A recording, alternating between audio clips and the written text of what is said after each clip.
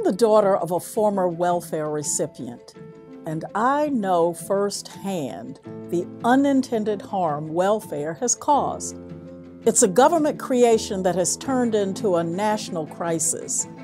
The policy and programs Washington established 50 years ago have depleted so many people, obstructed their purpose, and extinguished their extraordinary possibilities. The evidence of this failure is all around us. This isn't a problem specific to African Americans. In fact, most of America's welfare recipients aren't even Black.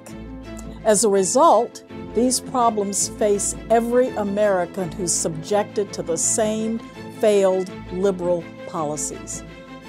Fortunately, a more positive path lies ahead, and it's one we can take if we understand some key facts. First, the problem isn't people, it's policy.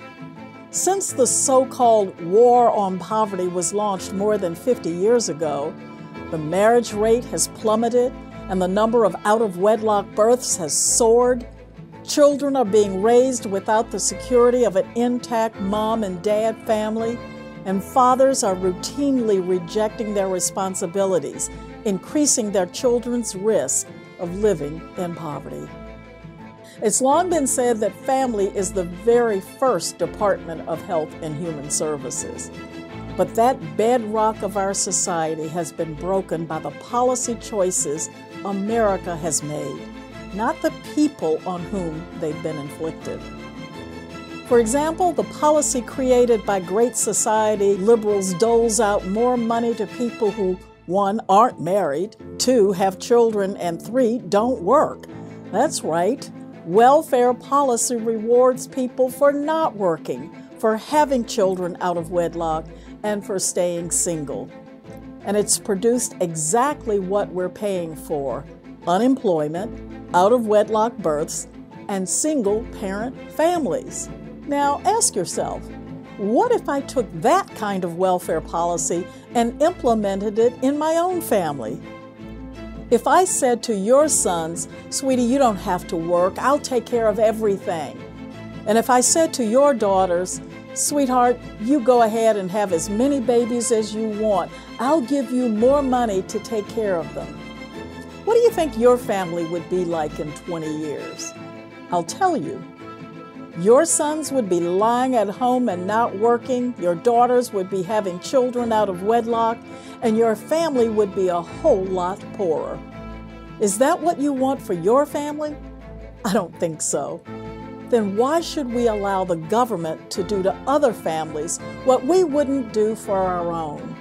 We shouldn't. And so we must act now to put an end to these misguided policies. Welfare as we know it today is hurting so many Americans. It's destroying hopes and dreams.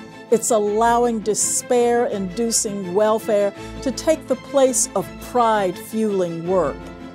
It's depriving millions of children of the love and security they get from the two people they need the most, their mom and their dad. And it's causing the spark to go out for whole generations. This is wrong.